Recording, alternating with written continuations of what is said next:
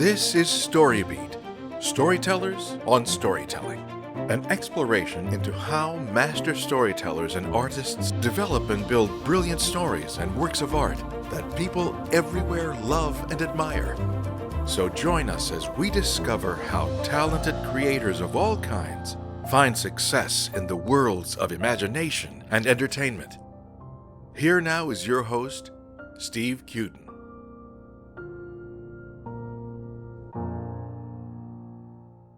Thanks for joining us on StoryBeat. We're coming to you from the Center for Media Innovation on the campus of Point Park University in the heart of downtown Pittsburgh, Pennsylvania. If you like this podcast, please take a moment to give us a rating or review on whatever app or platform you're listening to. Your support helps us bring more great StoryBeat episodes to you. Well, my guest today, the extraordinarily talented Mark Waters, is a 6-time Emmy Award-winning composer and conductor whose diverse composing credits include Pixar's Time Travel Mater, Disney's Doug's First Movie, Kronk's New Groove, Mickey's Twice Upon a Christmas, The Return of Jafar, and Aladdin and the King of Thieves. Other credits include The Pebble and the Penguin, All Dogs Go to Heaven 2 for MGM, and such television series as The Little Mermaid, Aladdin, Tiny Toon Adventures, Goof Troop, The New Pink Panther, All Dogs Go to Heaven, 101 Dalmatians, Winnie the Pooh, and NBC's A Very Merry Muppet Christmas. Mark holds the distinct honor of having served as music director and featured composer for 2 Olympics, first in 1996 for the Centennial Olympic Games in Atlanta, and again in 2002 for the Salt Lake City Winter Olympics. For the 96 Games, Mark composed the Emmy-nominated song Faster, Higher, Stronger, featuring lyrics by Grammy-nominated lyricist Lorraine Feather. Performed by opera legend Jessye Norman, the song was the triumphant finale to the Opening Ceremonies. Mark has served as guest conductor for such orchestras as the Los Angeles Philharmonic, the Tokyo Philharmonic, the London Symphony, the Los Angeles Chamber Orchestra, the Detroit Symphony, the New York City Pops, the Baltimore Symphony, and the Atlanta Symphony. Recent credits include his original score for Disney's Oscar-nominated animated theatrical short Get a Horse, which appeared in theaters with the blockbuster feature film Frozen. He's also featured in the award-winning documentary The Tunes Behind the Tunes. Produced for Disney Animation Studios by David Bossert, the film focuses on the unique history, styles, and techniques of music for animation. In addition to his composing and conducting career, Mark is an associate professor at the famed Eastman School of Music, where he heads the media composition curriculum and is the director of the Beale Institute for Film Music and Contemporary Media. For more information, please visit markwaters.com. And for the record, Mark has composed music for episodes of shows that I've written, so it's a truly great thrill for me to welcome one of the very best composers ever for the screen, Mark Waters, to StoryBeat today. Mark, welcome to the show. Thank you, Steve. I'm happy to be here. Well, so tell us a little bit about your history. Where did your love of music and composing first begin for you? Well, I grew up in a music-loving family. There were no musicians in my family, but there was a great passion for music between my mother and father, and a wide variety of music. They were big swing fans from the 40s, and of course, my first instrument was guitar. Like everybody else my age, we wanted to be the next Beatles, so played in a variety of rock bands through high school. But then played saxophone in the high school band, and then ended up majoring in saxophone in college. And that was really my main focus until my mid to late 20s, when I happened to take a UCLA extension course. Oh, really? On film scoring, just a beginner, introduction to film scoring. And the man that taught it was a wonderful man named Don Ray, who had been a longtime music supervisor at CBS and had composed music for the original Twilight Zone and Gunsmoke and the original Hawaii Five-0. And he was a true mentor for me. He was a great man and helped me get my first work. And I just realized I had a real knack for it. I had a passion for it. And, slowly phased into a working career, which has lasted now almost 40 years. Yeah, big career. How old were you when you realized that you were good at it? Were you 18, 19 years old or older? Well, I think I knew that I had a passion for music, that I wanted to be a musician in my mid-teens, I suppose, when I was around 15. And the idea of, actually making a living was, a dream that, I didn't know I would ever be able to realize. But I figured if I majored in music, I'd have a better chance. I mean, actually, I was a music education major, Right. and really thought that I would be a high school band director, because that was really the only model I had. But I wanted to study with a saxophone teacher, a wonderful player named Harvey Patel, who was teaching at the University of Southern California. Now, I was raised in a suburb of Dallas, Irving, Texas. So it was a big leap for me to move out to Los Angeles and go to school in Los Angeles. But I was always planning on coming back to Texas and be a band director. And then I did my student teaching in my senior year. And a lot of people will tell you they had the same experience, that as soon as I got my first taste of what public school music teaching was, I realized this was not for me, and it made me develop a whole new respect for the people that do teach, music in public schools, because the USC had a great mu ed department. I mean, they could promise you a job pretty much anywhere in the country. Sure. And they had a relationship with an elementary school, junior high, and high school in South Central LA, which was, just a completely different experience from what I had grown up in a very typical suburban experience in Irving, Texas, and where there was a lot of funding for music programs in the school. And I'll never forget my first day of student teaching, barbed wired fences and armed guards in the hallway, and just facilities that were just terrible, broken down instruments and everything. But what was unique and what really made me realize that this was not for me was that the man that was the band director at this high school, Locke High School in Los Angeles, was that he didn't let that get in the way. He was passionate about teaching music to these kids, and these kids just adored him, and they, it was a real important part of their lives. And he graduated, a dozen kids every year with music scholarships. And I would not have been that way. I would have been complaining all the time about how broken down the instruments are, and we need new this and new that. And he didn't let that get in the way. And I was always just so impressed with that. But I realized that teaching music and making music are two completely different things. I changed my major. I was going to say, that's true for all teaching. Teaching is teaching and doing is doing. They're different things. It certainly is. And I've certainly realized that now that, at the, end of my career, I'm in my mid-60s now, and most of my friends are retiring now. I've launched into this whole new career of mine to be a full-time college teacher. And I'm learning these lessons all over again. Mm-hmm. I mean, to teach something effectively, and particularly to teach it to, advanced students who are, have definitely made that decision that this is what they want to do.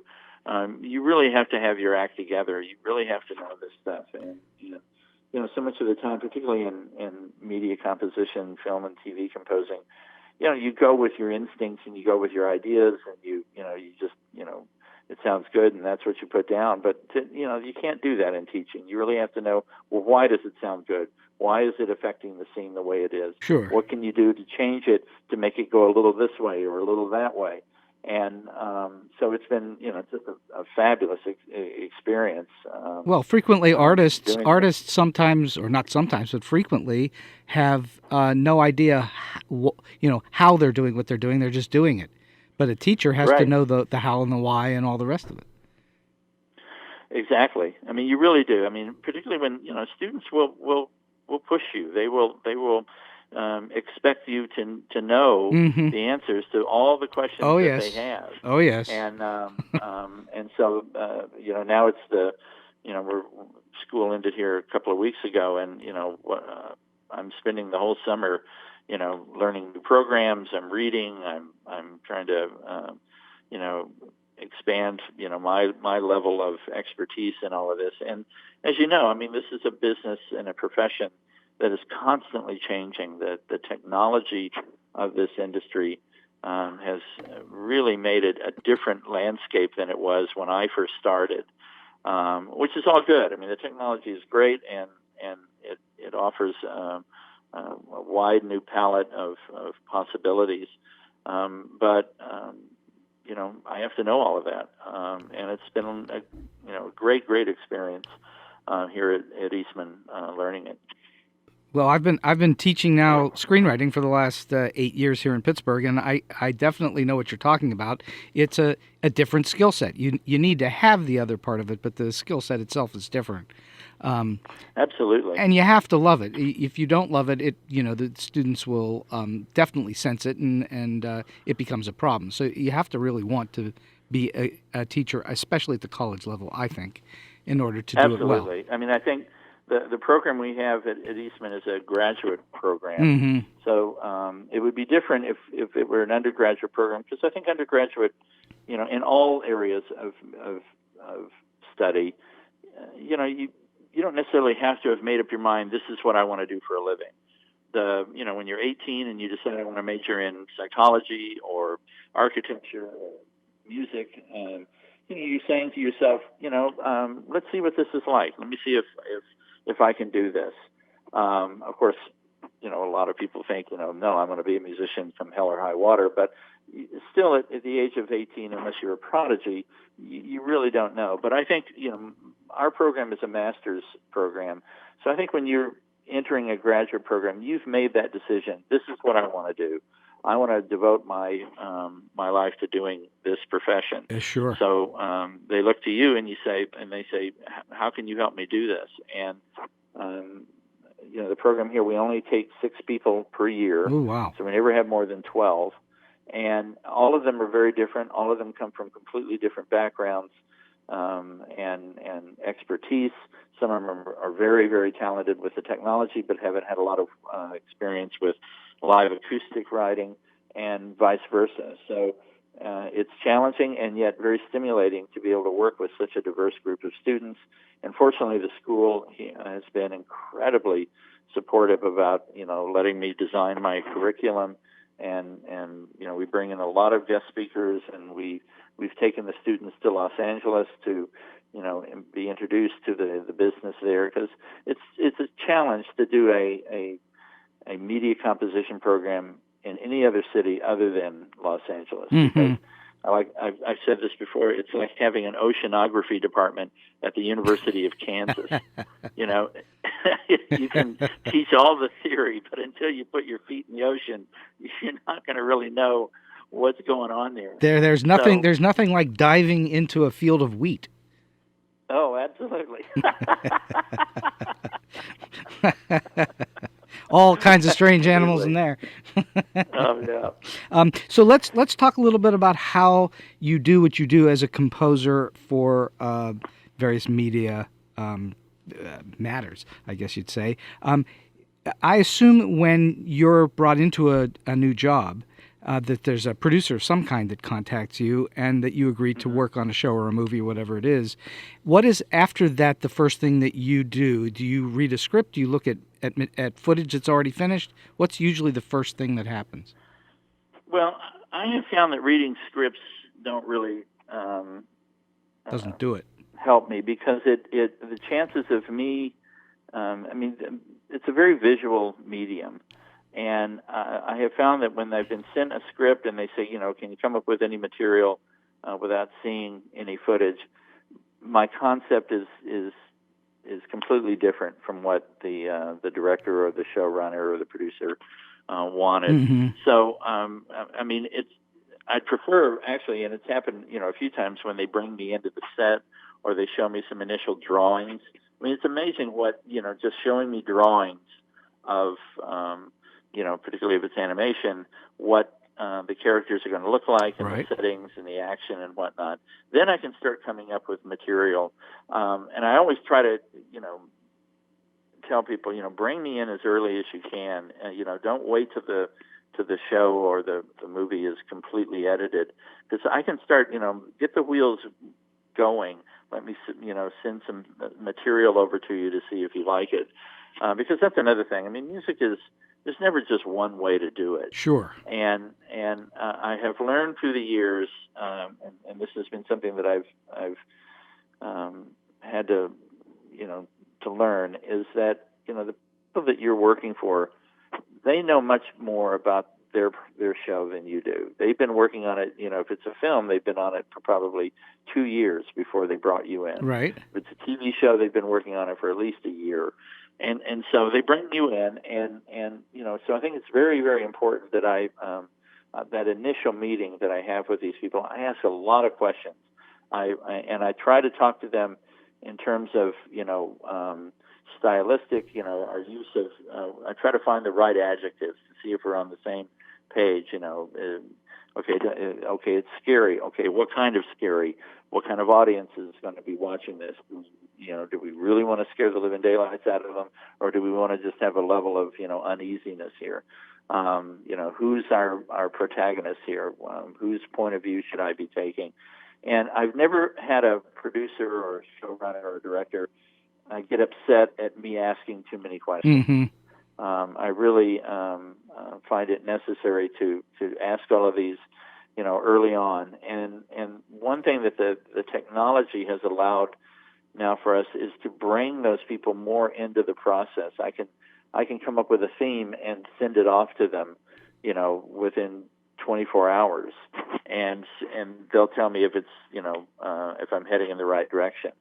So I think it's extremely important to find out where the direction that the people that have hired you to give you, and then go off and hopefully you won't have to do too many rewrites or changes, but inevitably you do. So the initial meeting with these folks, whether in person or on the phone, you're seeking tone. You're seeking what the feeling is of the show.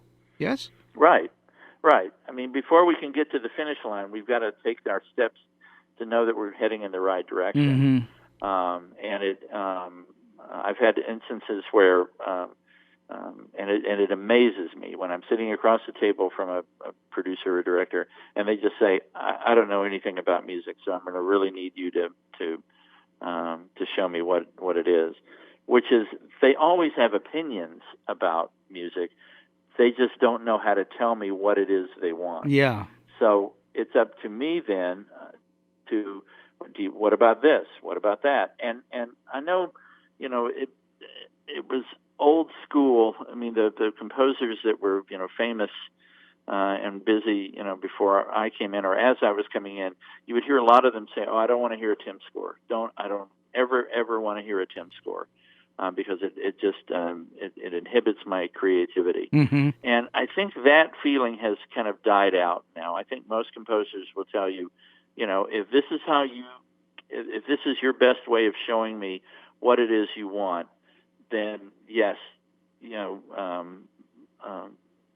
play me some piece of music that you think works here. The danger is that both sides, both the composer and the director, listen to it too much. And then, for the director, and inevitably, if they have a Tim score, they've been listening to it for a long time. Right. At test screenings or, as they're editing or whatnot. And it would be like if you suddenly saw, pick any movie that you've seen a few times, Star Wars. Let's say you went and saw Star Wars and suddenly you heard it with a different score. And it could be a great score. It could be a very effective score, but it's not the one that you're familiar with. Of course. It's going to sound wrong. It's just going to sound different. So I tell filmmakers, please, we call it temp-itis. And the same thing happens for composers. If I listen to a Tim score more than a couple of times, my brain is just, it suddenly starts to want to imitate that score as opposed to just using it as a guide and going my own way. And that's not a good thing at all. You want to have it fresh. Of course. I mean, you're being asked to bring something new and original to the table. Right. And, we've all watched movies and you can hear, oh, okay, I know what they tempted this scene with. I can just tell they tempted it with this cue or this classical piece of music, and you can just hear it in the way that the score was composed. And I'll tell you another thing, as I've gotten older, I've gotten more forgiving about those kind of things. I mean, maybe the composer only had 1 week to do this, or, they didn't give him enough time, or they couldn't convince they did 3 other things that were more original, and the director kept telling him, no, I want it to be like this. This is the piece I love. Okay, fine. I'll regurgitate that piece, and here you go. Right. Well, so in other words, the problem I would think with temp music is that they've also then cut to the rhythms of that music, so that you need to kind of match it a little bit. Correct? Yeah, absolutely. I mean, I've been. It hasn't happened as often as I would like, but occasionally I've worked on projects where the editor will call me and say, as soon as you've got your theme, send it to me, and I'll cut this scene to it. And that is such a luxury. And you could change a theme by a minute amount in the tempo, and it'll hit things in a completely different place. So it's just a great thing to do.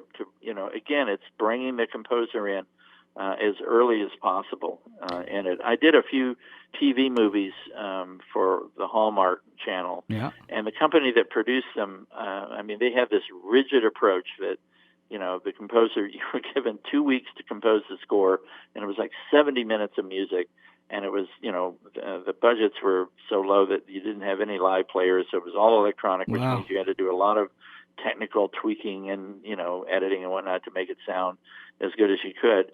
But I always would, after the first, couple of these, I said, is there any way I could see the picture before it's finished? I mean, while you're still editing it, so that I can at least just come up with material and we can get past the first stage of, that initial creative stage.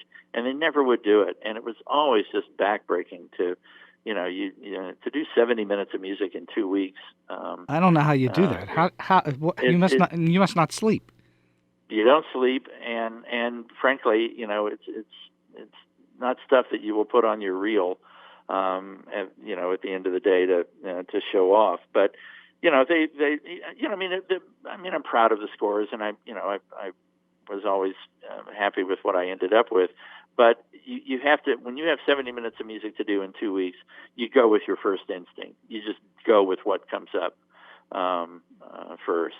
And hopefully they like it. So when you're doing a piece that's 70 minutes, like what you're talking about, are they expecting you to have wall-to-wall score? It's pretty much that way. I mean, these were quickly produced. I mean, they were nice projects, and they, everybody, and it wasn't just the composer that was having to do this in a short amount of time. The writers didn't have enough time. The director didn't have enough time. The actors, didn't get the scripts in time. So, I mean, everybody is, under the same demands and the same restrictions and challenges. So it wouldn't be appropriate for me to, be screaming about it. And, of course, as you know, music is the last thing that's put into a picture. So there's no leeway at the end. On a couple of those TV movies, I was delivering music, directly to the dub, literally with, they would get it at noon and it would go in the picture at 3. Wow. And it's just a scary way to work, but it definitely, gets your chops up to be able to do that. Because it's never, if you give a composer 6 months to do a movie, well, anybody can write a great score in 6 months. The challenge is being able to write a great score,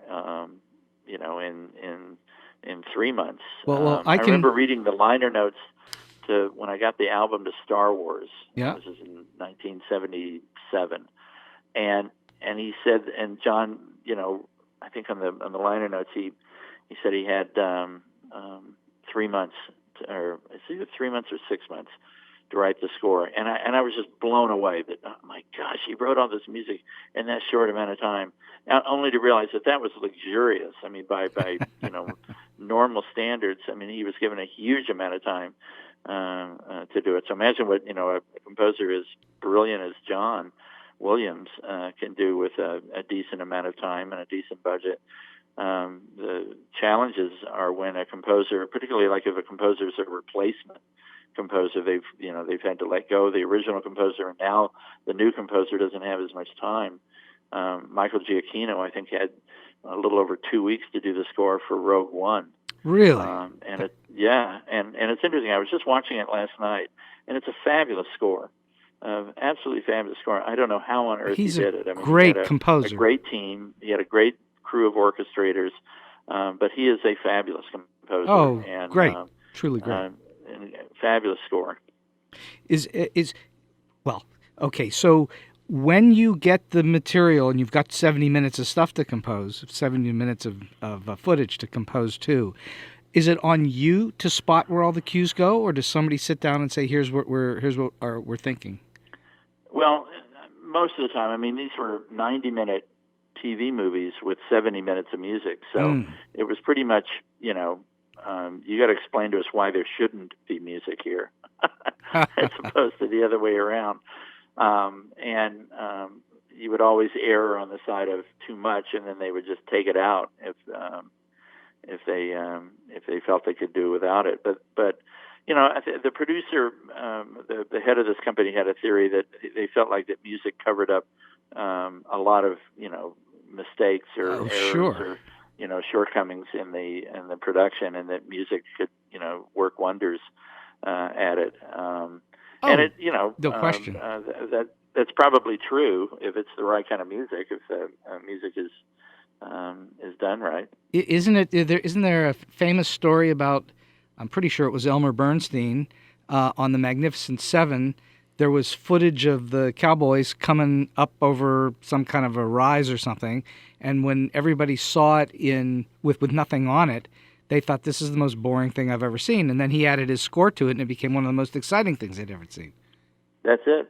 I mean, that's the quintessential example of what music can do to a film. It can inject an emotion, whether it be, in this case, energy and bravado, which was the Magnificent Seven, or it can add tenderness and serenity. It can add love. It can add terror. It can do all of those things. The same thing was with the case of the original King Kong, 1933, which is considered the first great film score. And they thought, they looked at the footage of this animatronic, gorilla climbing up the Empire State Building, and everybody in the screenings just were laughing at it. They just couldn't believe that this was real. And as soon as they put Max Steiner's, exciting music to it, suddenly it made sense. And which brings up, this one of my favorite subject to talk about is, why do we react to this? Well, that's a good question. Why are vibrations that are, what music is, when we hear them, we react a certain way, and you don't have to know anything about music to do this. Yes. In fact, it's better that you don't. Right. It's this language that we are born with. I mean, we are literally born with the ability to react to this. And sure, some people react more than others, and some people have a more of a keen instinct in how they are reacting to it. But everybody reacts to music, and it's one of those great mysteries that, quite frankly, I hope we never figure out the reason for it. That it will always remain a mystery as to why do we react this way. There's no question that music is an international language. It doesn't require you to be able to speak it, to feel from it, and so it is one of the great. I guess it's one of the great soothers, or whatever it would be, or changes emotion in a very powerful way. And without it, it's sometimes movies that have very limited music are powerful in a different way. But most of the time, you want that music. Well, I mean, we're in a trend now, I think, particularly with dramatic movies, where they're using music in a much more subtle and subliminal way. And it's just the way the pendulum is swinging right now. I'm sure it will swing back another way. I mean, and not so much in action movies or big special effects movies like the Marvel movies, but a movie like the Three Billboards outside Ebbing, Missouri. Outside Ebbing, Missouri. Yes. Fabulous score by Carter Burwell, who's a master at that minimalist, This is all that is needed, just a real light brushstroke, and it's all that's needed. And it's brilliant to hear what composers like that can do. And filmmakers are not wanting the audience to be spoon-fed. If you play a dramatic movie from the 40s, where music was big and in your face and telling you exactly you're supposed to be happy here, you're supposed to be sad here, we want you to be in love here, whereas now the filmmakers in dramatic movies are wanting you to just kind of figure this out on your own, and not have the music so much directing you that way. And the challenge is for composers to be able to evolve, because obviously we all want to have more than a 10-year, 15-year career. So the composers have to be able to adapt and be able to meet that standard. So you've already said that you started playing the guitar, and you've also played what did you say, saxophone. What do you compose on? Do you compose on do you play piano? Do you compose on a piano? A keyboard. I mean, you have to play a keyboard. I think when I first started, I remember, there were a few handful of composers that played different instruments. The man that I mentioned, Don Ray, was a timpanist. That was his instrument. But everybody has to play piano to a certain degree, or a keyboard to a certain degree, to be able to compose. Now, there are exceptions. Why? There's wonderful conception. There's exceptions. Some are guitar players. There are a handful who are drummers. But all of them, because of the way the technology is now, have to enter the material. Your typewriter of in a sense, is the keyboard. So the better you can play keyboard, the better and quicker you're going to be. What is it about the keyboard, or I guess which comes from piano? But why is that I know the answer. I'm looking for you to tell the listeners why is it the keyboard that you must turn to? Well, you have all the notes laid out there in front of you. If you have, let's say your main instrument is saxophone. We do have MIDI woodwind controllers that can enter the information into the computer. But if you think of the keyboard as your typewriter, and if you were writing a script or writing a letter or sending an email, you'd be typing it on a keyboard. On a typewriter keyboard. Well, the music keyboard is your typewriter, and that's how we get the information into the computer. It's easier to create chords and various sonic differences, correct?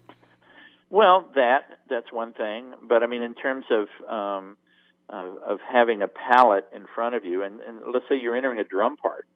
Now there used to be, and I think there still are drum machines where they had, just squares, and you would tap on the squares and it would enter into it.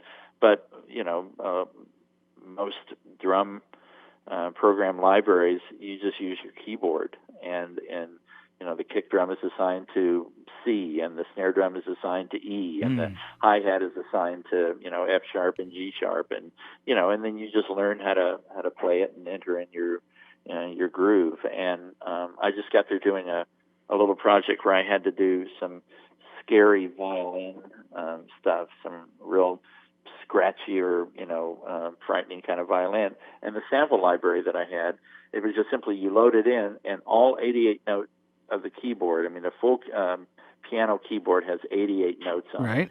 So every single note was a different lick that was played by whoever was the violinist that performed these samples.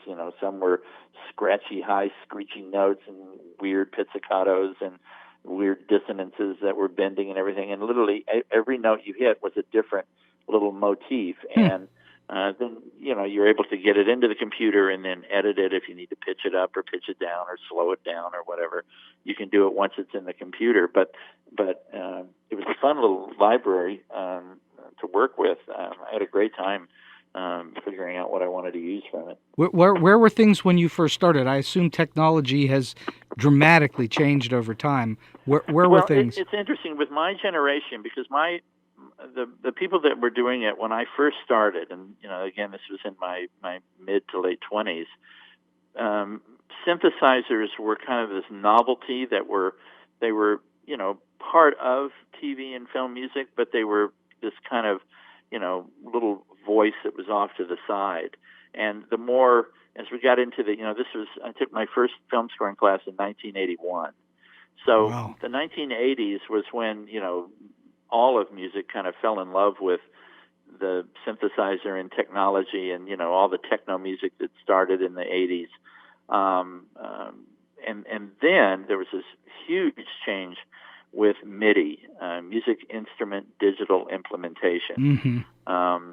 And it is a language, literally a computer language that allows a composer to input music, and not just the pitches, but the velocity and the pitch, the nuance, how much vibrato we want to put in, and all of this is all part of this computer language. And as soon as they had that, then you were able to build stuff within a computer. Before that, you literally just had to play it live, and it was recorded, and that was the performance you got. Now that it's in the computer, you can nuance it, you can tweak it, you can edit it, you can copy and paste it, all of these things that without it, this would all be different. But it's the composers that did not make that leap over that chasm Right. into the technology world did not make it. And there were, I can tell you, how many composers that were we were all young colleagues together starting out, trying to break into the business. And, at the beginning, you didn't have to know this. It was still the end of the era of where you just had to know how to orchestrate and write for, acoustic instruments. And if you did not make that leap into understanding and embracing and being fascinated by all the possibilities of the technology, you found another way of making a living. Mm-hmm. And nowadays, it's not, getting back to my teaching, it is not unusual. In fact, it is standard for young composers to come into my program that know as much about this technology as I do, Wow. if not more. Wow. And it is humbling to see what young composers are capable, because they've been, playing around with this computer technology from the time they were 12. And the ones who come in with this more thorough command of this technology are the ones that stand a better chance of making it. Yeah, I imagine that it crosses over all of the different types of shows you do. It doesn't matter what you're working on. Of course. I mean, just it's affected our budgets. It's most look at TV now. I mean, the vast majority of TV shows are all electronic now. The ability to submit demos of your cues. I mean, again, this is another thing that's changed. It used to be that you would submit a few cues or your themes, and they signed off on it, and then they would let you go until the score was turned in.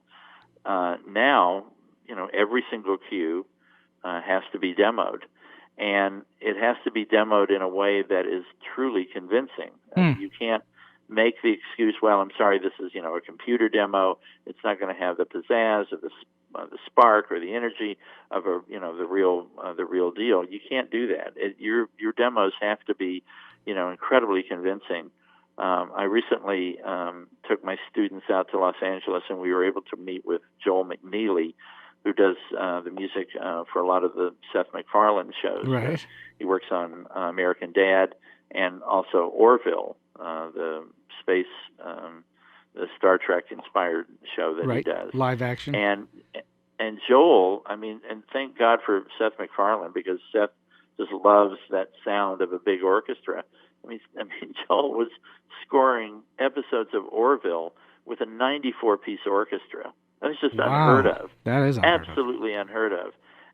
But he would have to submit demos of all the cues, because we're not going to pay for a 94 orchestra and then hear this cue and not like it. So we want to hear. We need to sign off on every cue. So Joel would. He had a brilliant guy who did all of his demos, and he played these demos for us. And they were, I mean, the difference between how these demos sounded and the 94-piece orchestra was not that much difference. Huh. It was really remarkable. So the electronic the electronic instrumentation is that good that it can sound just like a 94-piece orchestra. If you have the right person doing it, and you have the right equipment doing it, and you have the time to tweak it and make it sound convincing. The problem is, if you're doing a TV series and you've got, a new episode every week. Well, they have 3 composers on Orville, so each composer is given 3 weeks to do an episode. But it's all a matter of time and money. But very impressive what Joel and those guys are doing on that show. So let's talk for a moment about cueing again, because I'm curious about it. When you conceive a piece of music for a scene, do you conceive multiple pieces, or do you conceive one? And how do you go about it? I mean, do you present one piece, or do you give them multiple choices? Well, it's interesting you'd ask that, Steve. I mean, I tell my students, if you're asked to submit a theme for something, submit 2, submit 3.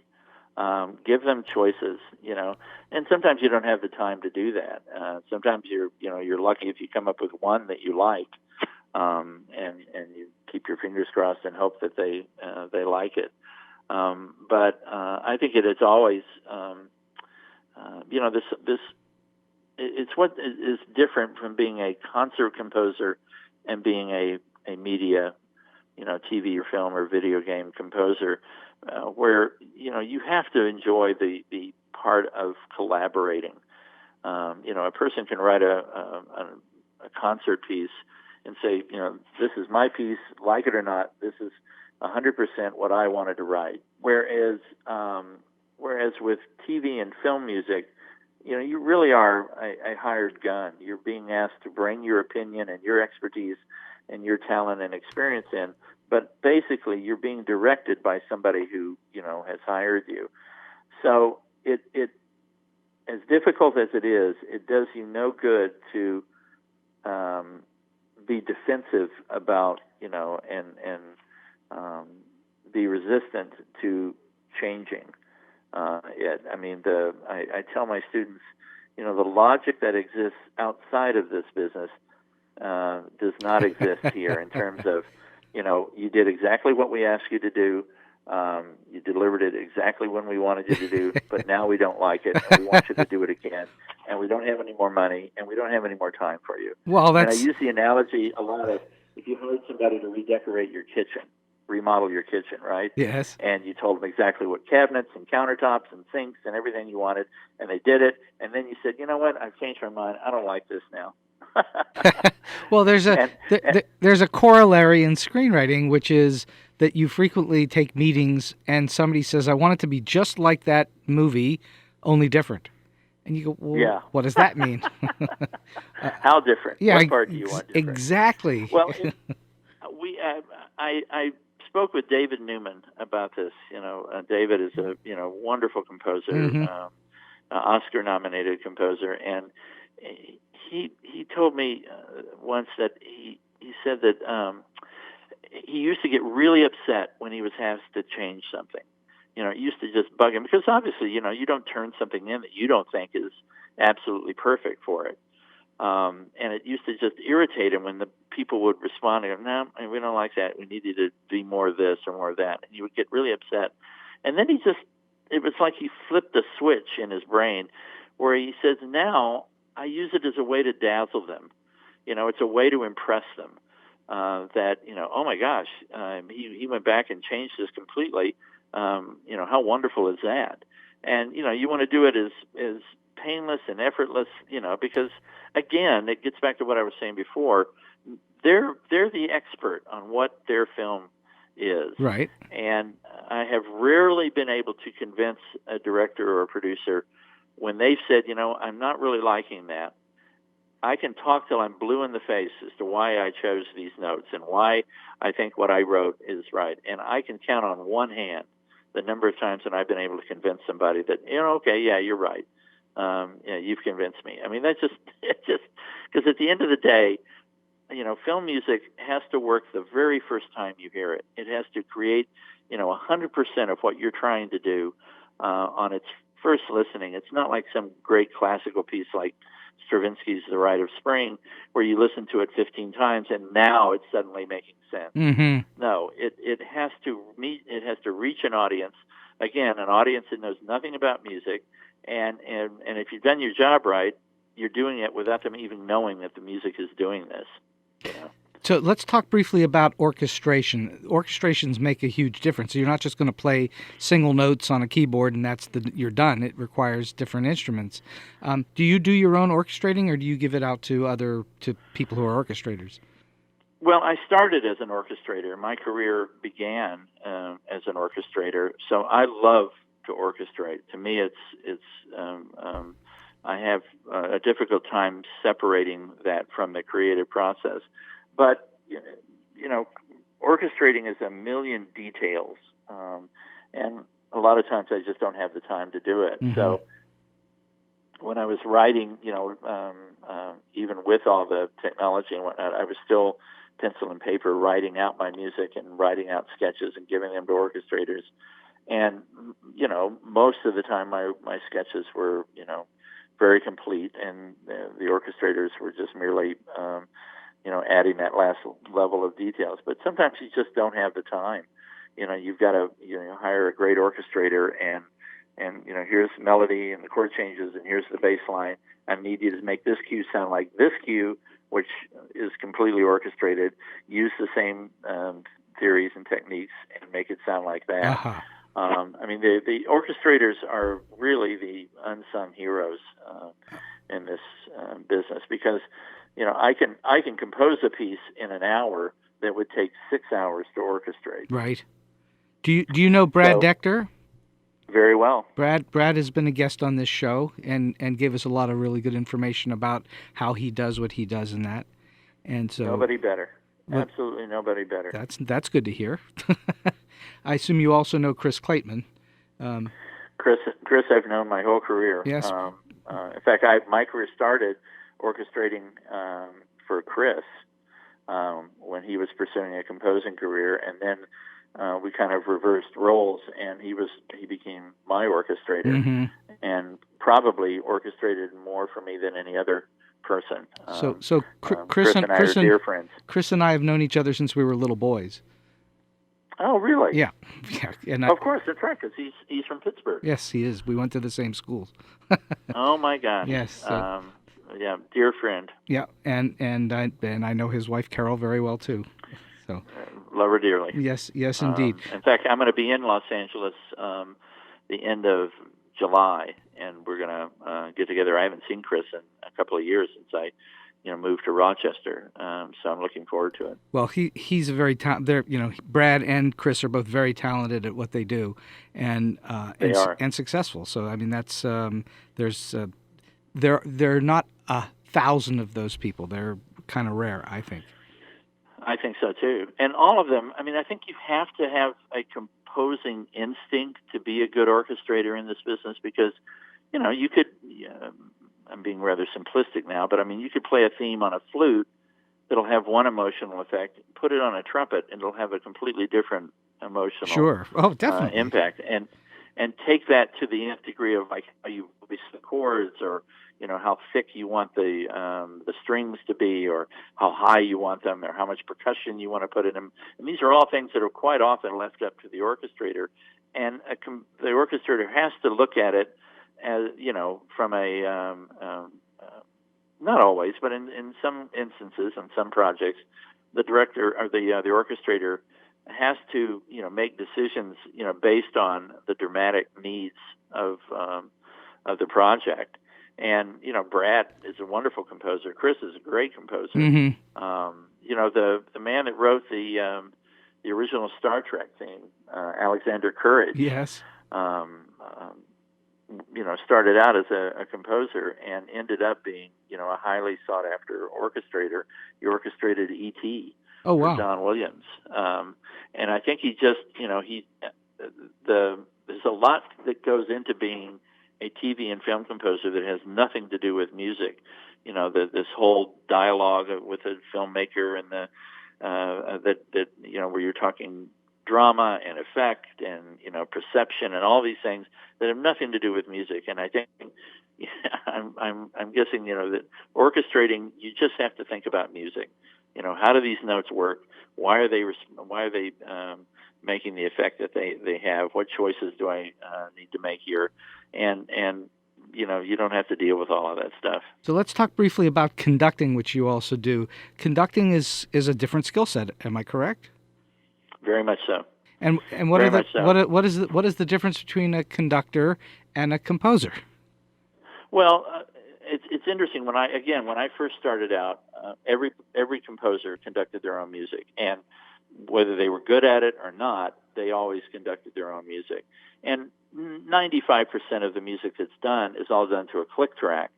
So in terms of a lot of the things that information that a conductor is giving to the orchestra, if you've got a click track, well, already now the conductor doesn't necessarily have to give the tempo.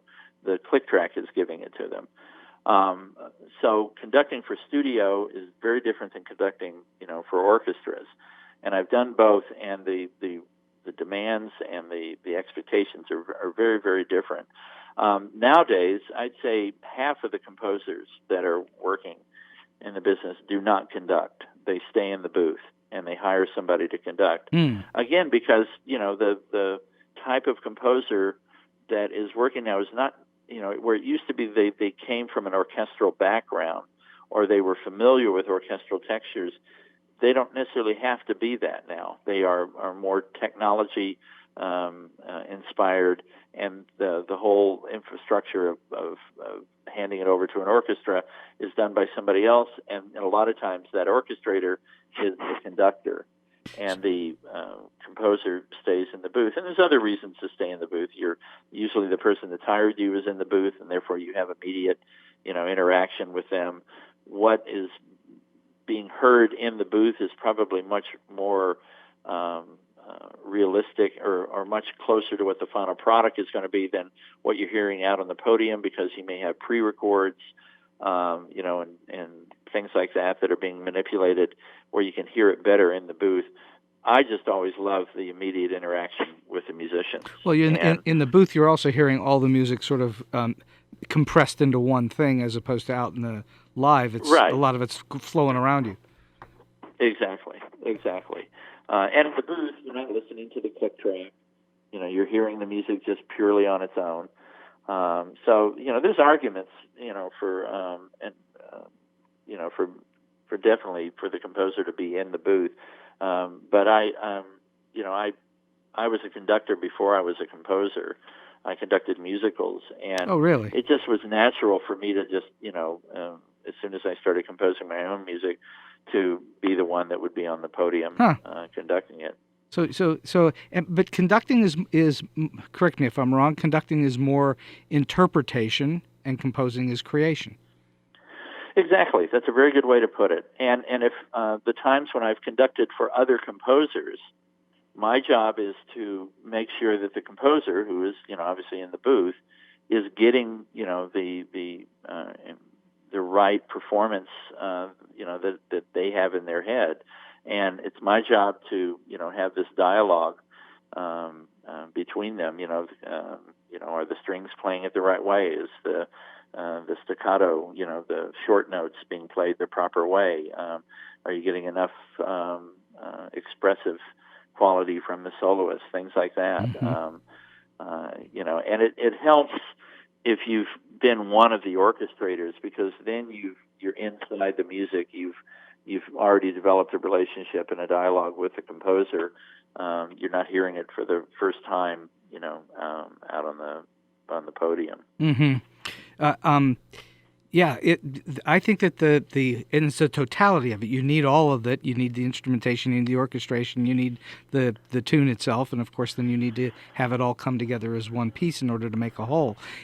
Would you say that working in animation requires a different type of thinking, or is it all sort of the same thing?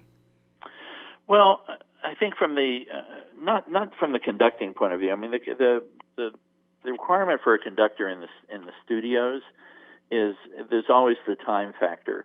We have X number of minutes of music, and we have X number of hours to record it. And I think a composer is thinking more of like, okay, are we getting what I want? The studio conductor is like, okay, we've got measures 1 through 18 sound great, but from 19 to 23 we still don't have a good take for it. Let's just record those 3 measures, and so they're always thinking time, and efficiency, and we have and you do the math. We've got X number of minutes we have to record every hour, and if we get behind, we're going to really end up with a bad situation at the end of the day because we don't want to go into overtime. The budget doesn't allow for it.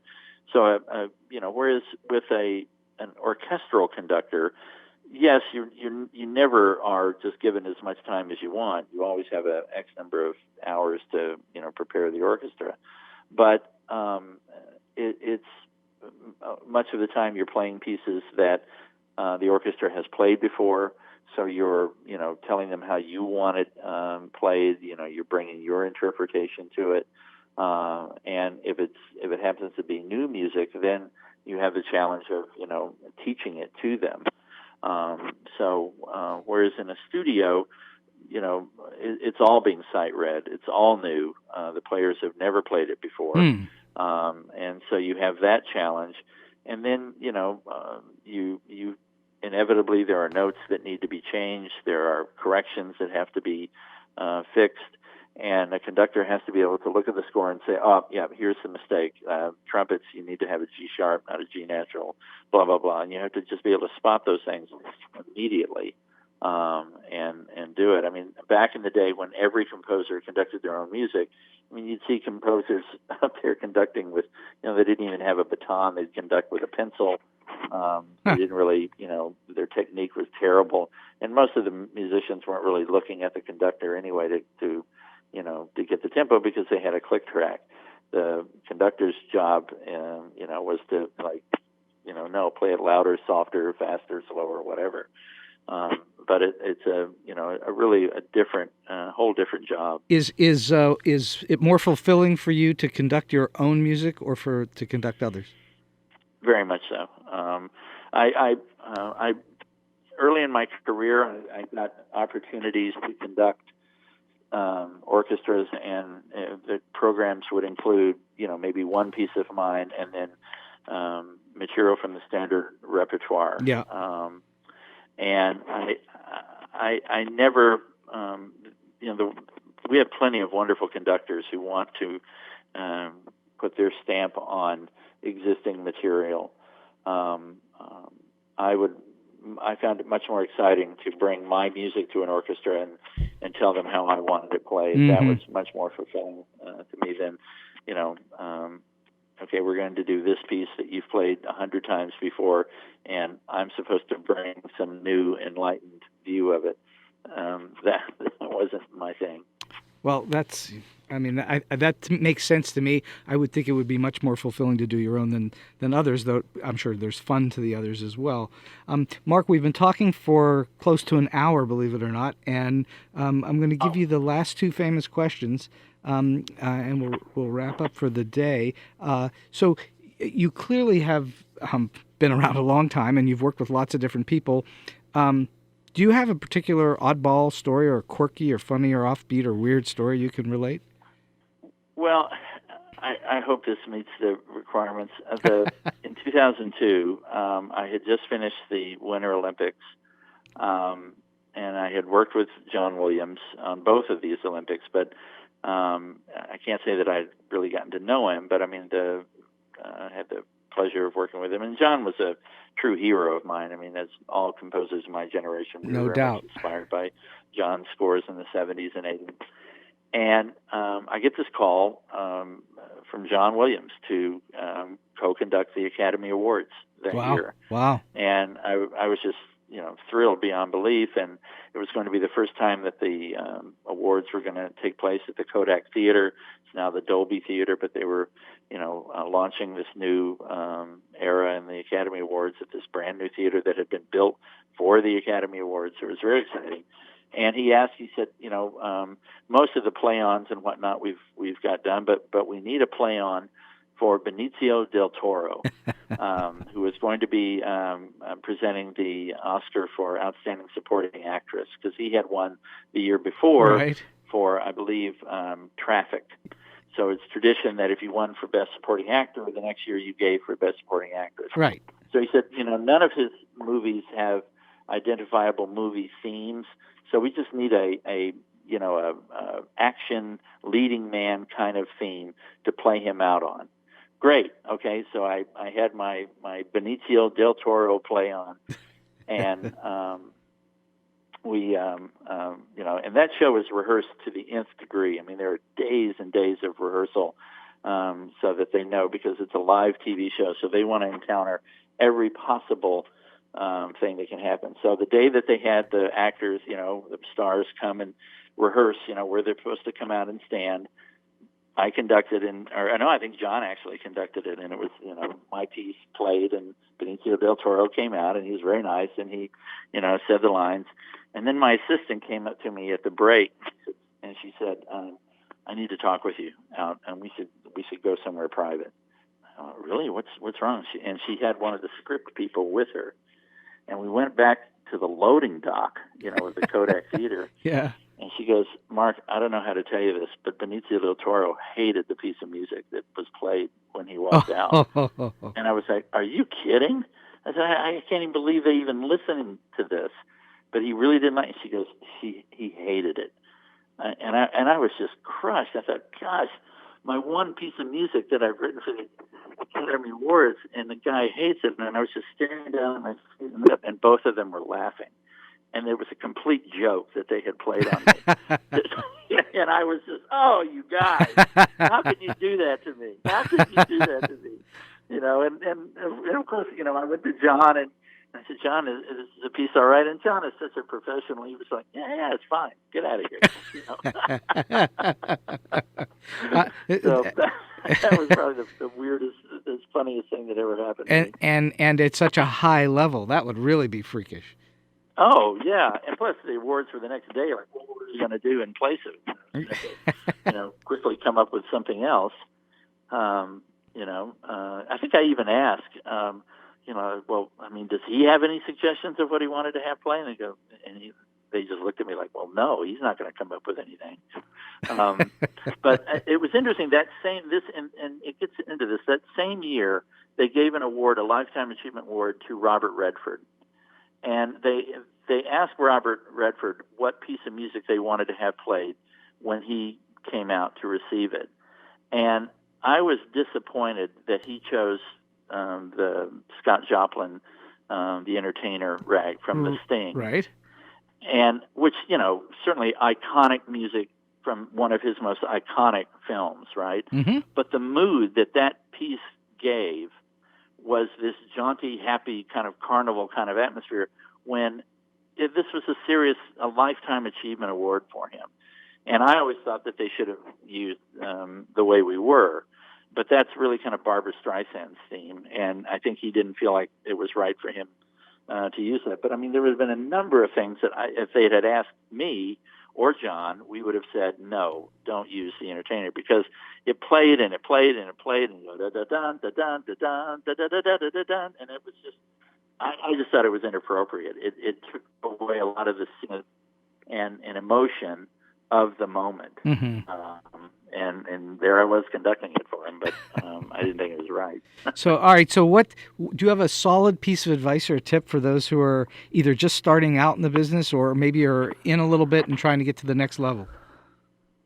Well, I probably touched on these things throughout our discussion.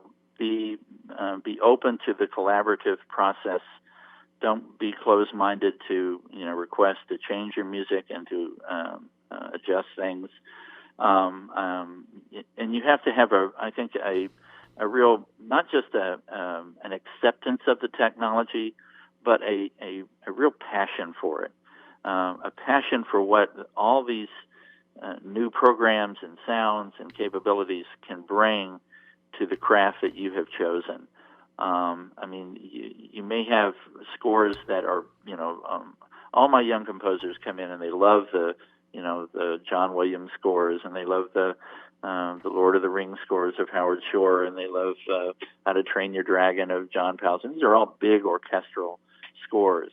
And I tell them, I hope you get the opportunity to do a film like that at some point in your career, but until you do get to that point, you're going to have to love what you can do with just your computer. Mm-hmm. And I think that would probably be the biggest advice that I would give them. And also, I mean, you've asked me for one, but I suppose if I had to pick one, I would say love a variety of different styles of music. You have to be a chameleon in this business and find a variety of types of music and get inside them and know why it is that they sound the way they do. Mm-hmm. And that's how you'll develop your love and appreciation for them. I think that's not just a valuable piece of advice for composers. I think that's valuable for pretty much anybody in the entertainment industry. You have to have a degree of flexibility. Of course, it's good to be a true master at one thing or another, but it's good to be able to flex in different directions. It's so true. Otherwise, you're going to have a very short career. John Williams, Elmer Bernstein, Ennio Morricone, these were, Jerry Goldsmith. These were composers that had long careers and did,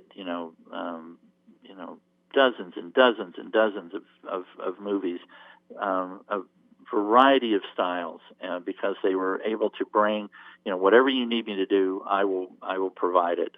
Whatever style you need, I will provide it. If you specialize in just one type of music, you may get a handful of opportunities, but you won't have a career. I don't think there's anybody in the history of movies that's created more completely identifiable themes than John Williams. I would agree. I would agree. He's he just has, so many.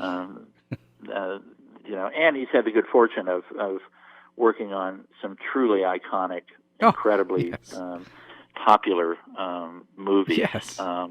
His longevity in terms of just the impact that he has made is 3 times what the normal composer, whereas like, say, a Franz Waxman or an Eric Wolfgang Korngold were very popular in the 30s and 40s, but by the 50s and 60s, their style had pretty much, died away. John, what he did in Star Wars and Jaws in the mid-70s is still impacting,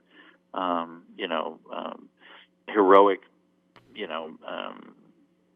science fiction movies and terror and suspense movies. I mean, the impact that he has made, it's very unusual for a composer to have that longevity. Well, the list of John Williams' memorable scores is really long. I mean, it's really long. You should bring me back, and we'll talk only about John Williams. Oh, yeah, that'd be great. He truly is, the reason I entered this business. Anytime he has a new score out, I'm there on opening night to see it. I have a bookcase of scores of his that I've studied and continue to study. I was working with a student just 2 days ago with the score from Saving Private Ryan. Mm-hmm. It's just he is remarkable, and he is remarkable because he is disciplined. He is dedicated. He works extremely hard at what he does. He has great respect for the people that work with him. He doesn't just go by instincts. He is a thoroughly trained musician. So if I can throw in another bit of advice for people, this business it requires an enormous amount of work to do it. You have to dedicate your heart and soul to it if you're going to be good at it. I think that's a truly important and wise piece of advice, and true for many of the successful people in the entertainment industry. They don't get there by sleeping their way there. and I don't mean sleeping around, I mean literally sleeping. Oh yeah, they get there by working their butts off. they do. And ideally, I mean, hopefully, at the end of the day, when we're sitting in the theater and we're watching this, and we have this thinking that that amazing scene with these actors and the dialogue, just kind of came, just flowed out, and there was no struggle at all. And the truth is, they probably had a dozen rewrites, and the actors, reworked it and did all the, what it took to get it to that point where we think it was just effortless and natural. And the same way with the music. I'll never forget going to a screening of Signs, the M. Night Shyamalan movie with Mel Gibson. Yeah. And James Newton Howard, who wrote all of those scores for him, was speaking after the screening, and I'll never forget, he said, "I can't believe I'm here talking about this score, because this score was one of the most difficult scores I've ever done, because everything I submitted to him, he hated." Wow. And I had to keep writing and over, and I really thought I wasn't going to get it. And then suddenly they fell on something that he liked, and that's where the score spun out. And I've watched that movie a half a dozen times, and I can't imagine any other music with it. But the agony and work that it took to get there, we don't ever know about. And obviously the same thing happens with every aspect of the film and television business. That everything is, worked and reworked and reevaluated, and it's just part of the process. Well, Mark, this has been a great joy to have you on, and we'll definitely do a full. I've got it written down. We'll have you on for a full hour on John Williams. You got it. I think that'd be great. Nothing I would love more. And so we've come to the end of today's Story Beat. If you like this podcast, please take a moment to give us a comment, rating, or review on whatever app or platform you're listening to. Your support helps us bring more great episodes to you. This podcast would not have been possible without the generous support of the Center for Media Innovation on the campus of Point Park University. Until next time, I'm Steve Cuden, and may all your stories be unforgettable.